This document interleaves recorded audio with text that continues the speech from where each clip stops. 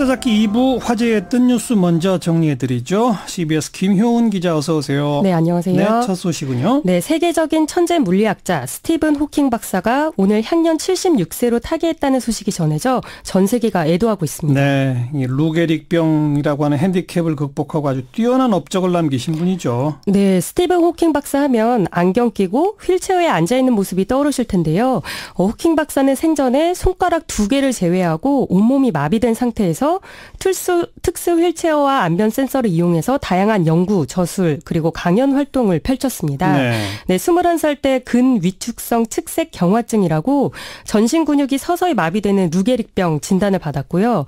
이때 2년밖에 못 산다는 시한부 선고를 받았지만 의료진의 예상을 깨고 50년 넘게 삶을 이어가면서 뛰어난 업적들을 남겼습니다.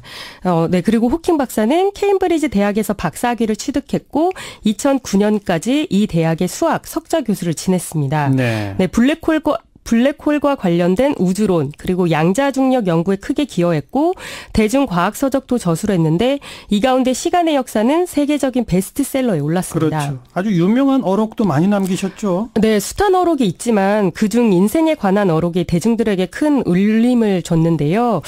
인생이 재미없다면 그것은 비극이다. 장애가 있더라도 잘할 수 있는 것에 집중하라. 장애로 인해 할 수 없는 것들을 후회하지 말라.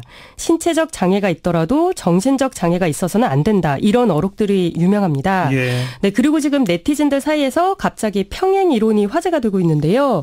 호킹 박사가 아인슈타인에 있는 천재 물리학자로 불리지 않습니까? 그렇죠. 네, 아인슈타인이 3월 14일에 태어났는데 이 같은 날짜에 호킹 박사가 별세를 했습니다. 하하. 그러니까 네티즌들은 아인슈타인이 스티븐 호킹으로 환생했나? 이거 평행 이론 아니냐라면서 고인의 업적을 다시 한번 기리고 있습니다. 네, 하늘의 별이 되셨어요.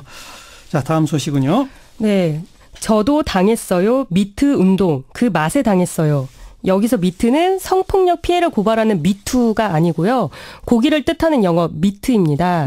네, 배달의 민족이 준비한 이벤트에서 이처럼 미투 캠페인을 희화화하는 글이 잇따라 작성돼서 논란이 일고 있습니다. 좀 심하다는 느낌이 드는데 어쩌다가 이런 게 벌어진 겁니까? 네, 일단 배달의 민족은 배민 신춘 문예를 통해서 음식을 주제로 한 짧은 글짓기 행사를 개최하고 있는데요. 예. 네 번째 행사에서 문제가 불거졌습니다. 조금 전에 말씀드린 문구 외에도요. 글쓴이 이름 치킨 미투 운동이 제 다리를 보더니 침을 삼키면서 이런 문구를 응모했습니다. 또 1987년 고 박종철 씨 고문치사 관련 발언을 희화화한 문구도 있었는데요. 책상을 탁 치니 억하고 죽었다. 이게 당시 경찰이 사건을 은폐하기 위해서 내놓았던 변명 아닙니까? 그렇죠. 그런데 글쓴이 수타피자라는 네티즌이 반죽을 탁 치니 억수로 맛있다라는 문구를 응모해서 네티즌들의 분노를 샀습니다. 예. 이 문제의 문구들은 이벤트 응모 현황 페이지에 그대로 노출됐습니다. 이제는 좀 조치가 취해지고 있어요? 삭제됐나요? 네, 일단 삭제가 된 상태인데요. 배달의 민족 측은 불쾌감을 주거나 이벤트 취지에 맞지 않는 출품작은 발견 즉시 삭제하고 있다라고 밝혔습니다. 그런데 네티즌들은 전에도 비슷한 거 많았다, 너무하네 라면서 배달의 민족 이벤트 관리에 문제를 제기했습니다. 반면에 저건 글 쓴 사람들의 의식 문제이지 입상시킨 것도 아닌데 기업의 문제냐라고 지적한 네티즌도 있었습니다. 네, 다음 소식은요. 네, 정년퇴직한 청소 노동자 자리를 초단시간 아르바이트로 대체해 갈등을 빚어왔던 연세대 그리고 청소 노동자들이 극적으로 합의했다는 소식입니다. 저희 프로그램에 인터뷰도 한 바 있는데 어떻게 합의가 됐습니까? 네, 알바 투입을 중단하고 전일제 노동자를 일부 신규 채용하는 데 양측이 합의했습니다. 예. 네, 민주노총 공공운수노조 서경지부 연세대 분회가 밝힌 내용인데요.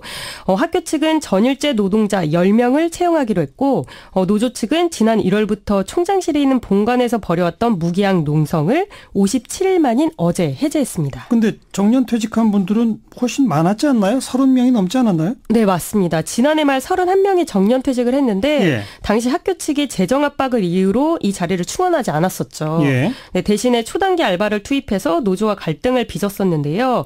원래 노조 측은 정년퇴직 인원 전원을 신규 채용하도록 요구를 했었는데 네. 일단 10명만 신규 채용하는 것으로 양보를 했다고 합니다. 네, 그리고 이번 결정이 의미가 있는 게요. 청소노동자 인력 감축 문제를 놓고 연세대뿐만 아니라 고려대, 홍익대에서 갈등이 빚어져 왔었는데 예. 이번에 연세대 문제가 해결되면서 합쳐서 이제 갈등이 남아있는 곳은 동국대 한 곳뿐입니다. 예. 네, 여기도 이제 동국대도 양측 모두 머리를 맞대서 좀 잘 해결됐으면 하는 그런 바람입니다. 노조도 대폭 양보를 한 거군요. 네, 잘 됐으면 좋겠네요. 수고하셨습니다. 네, 감사합니다. 김효은 기자였습니다.